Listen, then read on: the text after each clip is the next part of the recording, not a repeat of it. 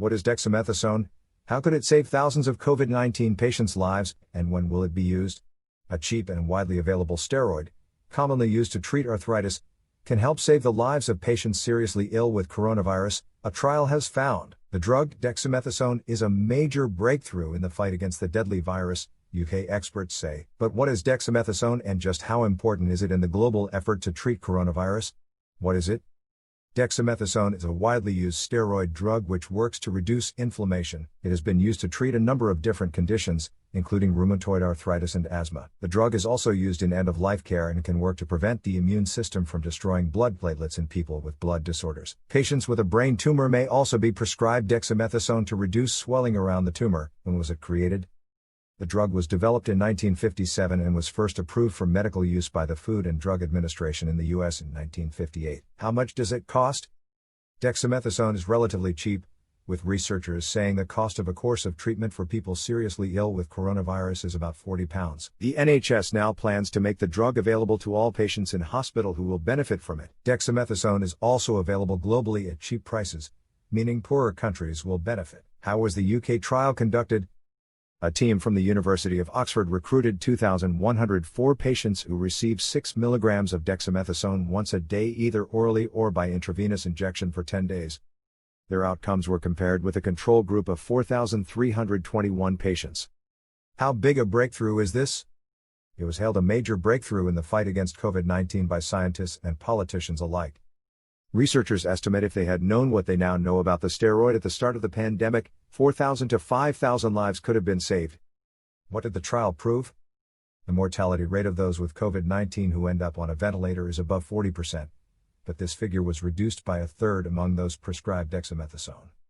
It also cuts the risk of death by a fifth for those on oxygen, and was described by researchers as statistically significant.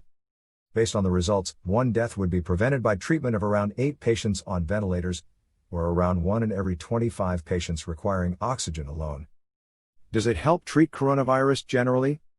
There was no benefit in those patients who were in hospital with COVID-19, but whose lungs were working sufficiently well not to need oxygen or a ventilator. The government's chief scientific advisor Sir Patrick Vallance said during Tuesday's Downing Street press conference that the steroid does not stop people from catching coronavirus. Researchers warned it has not been studied in patients in the community, and people should not be taking dexamethasone for COVID-19. Will it be widely used? It is readily available in hospitals and should now become standard of care in COVID-19 patients on ventilators or oxygen, according to researchers. Advice will be going out to all NHS hospitals within the next 24 hours to act on the results, meaning everyone who could benefit from the steroid could get it. What do the experts say?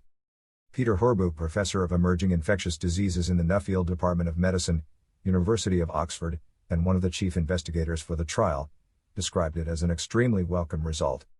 The government's chief scientific advisor, Sir Patrick Vallance, said, "This is tremendous news today from the recovery trial showing that dexamethasone is the first drug to reduce mortality from COVID-19. It is particularly exciting as this is an inexpensive, widely available medicine." Professor Stephen Powis, NHS England Medical Director, said, "This is a huge breakthrough in our search for new ways to successfully treat patients with COVID, both in the UK and across the world."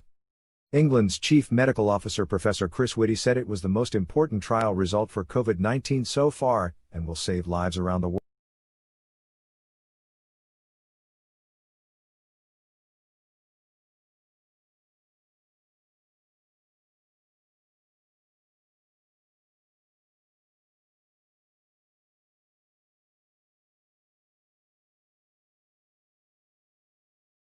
UNICEF, Save the Children and Christian Aid among organizations warning move will harm those most in need and reduce UK's power overseas. The Prime Minister's announcement on Tuesday that the Department for International Development, DFID, will be merged with the Foreign and Commonwealth Office, FCO, has been met with widespread anger and disappointment among UK aid charities. Stephanie Draper, the CEO of Bond, a UK network for international development NGOs, said the announcement on Tuesday during the coronavirus pandemic couldn't have come at a worse time. "We are facing the biggest global pandemic in our lifetime, and we need a globally respected, independent Department for International Development that has the relevant expertise to ensure COVID-19 is tackled worldwide, as well as a Secretary of State for International Development able to champion the needs of the world's poorest people in our global response," Scrapping DFID now puts the international response to COVID-19 in jeopardy and, at a time when we need global cooperation, risks a resurgence of the disease both abroad and here in the UK. She added that keeping an independent DFID is the best way to ensure aid is spent on helping those most in need, delivers impact for the British taxpayer and remains untied to our political interests. Yet today, without any process or consultation, and against the recommendations of both independent aid scrutiny bodies as well as the UK's development and humanitarian sector, the government has decided to put our aid budget in the hands of those with little expertise in global health system, humanitarian response and disease prevention and eradication. Make no mistake, this decision will do nothing but hurt the world's poorest and most vulnerable people. Romilly Greenhill, the UK director of the advocacy group One, said the merger was the wrong decision and is a loss for global Britain and the world's poorest people. It's perplexing that the government chose the middle of a global pandemic to merge these two departments. DFID is recognized internationally for its expertise in making the world a healthier, safer and more prosperous place. Abolishing it will harm us all. Time and again it's been shown that the FCO does not have the experience or capacity to do this well. She added, this is not the right decision if Britain is to truly be a global player in addressing challenges such as COVID-19. A global pandemic requires a global response, driven by those with real expertise in fighting disease and extreme poverty.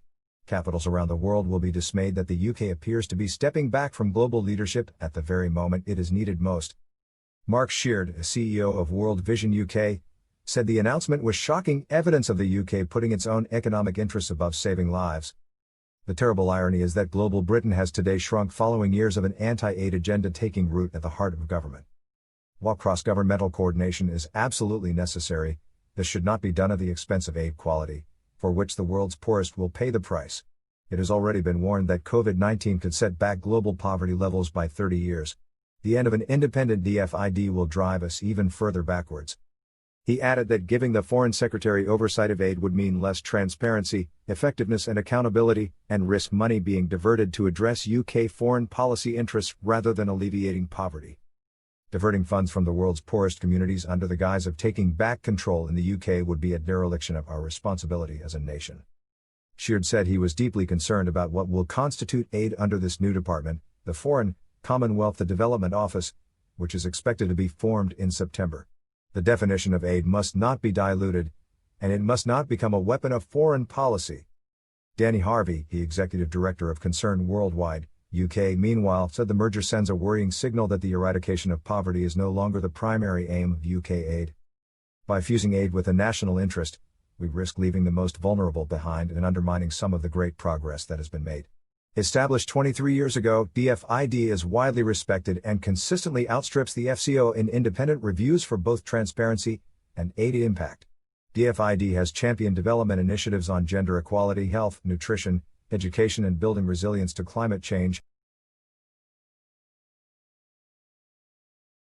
As the number of people facing severe food insecurity is set to double this year due to the pandemic, this is not the time for the UK to renege on our values of compassion and common humanity. Maintaining an independent DFID is the best way to ensure UK aid goes to helping the most vulnerable communities to survive and recover from COVID-19. Patrick Watt, Christian Aid's Director of Policy, Public Affairs and Campaigns, called the merger an act of political vandalism, stripping the Department for International Development of its independence and folding it into the Foreign and Commonwealth Office threatens a double whammy to people in poverty and to our standing in the world. He said without an independent DFID, the UK's ability to help tackle poverty and the impacts of the climate crisis and conflict will be reduced. The UK has a moral responsibility towards the world's poorest. Daniel Willis, campaign manager for Global Justice Now, was blunter. He said the merger was a terrible decision that takes us back 2 decades to when UK aid was subservient to the interests of British business. It's bad news for the fight against global poverty, and good news for suppliers of corporate drinks parties and foreign embassies,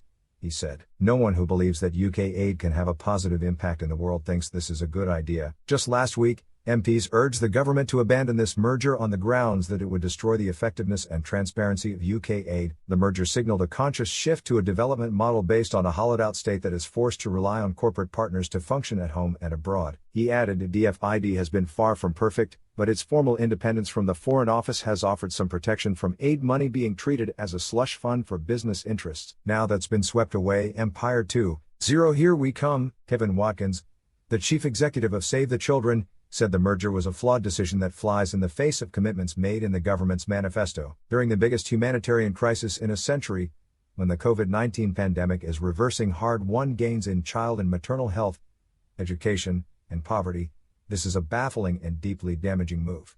It will weaken the UK's ability to provide for the world's poorest children at a time when they need the UK's support and solidarity.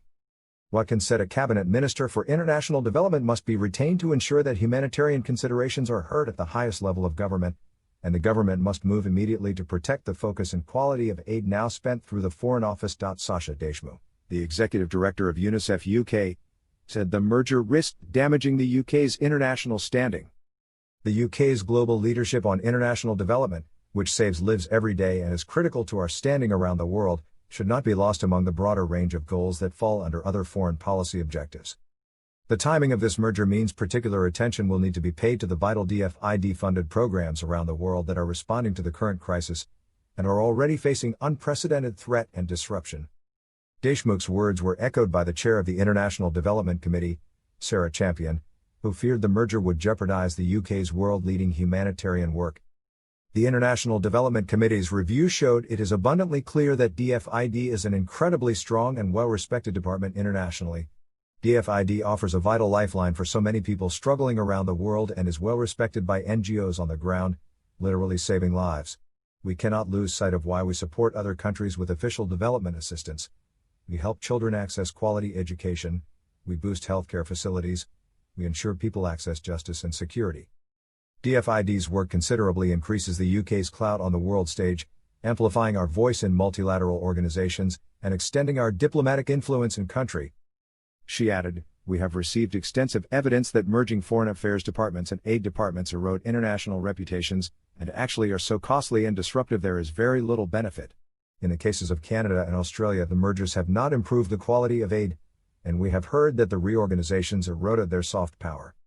Merging these departments may seem attractive short-term with possible administrative efficiency gains, but in the long run, we will have shot ourselves in the foot on the world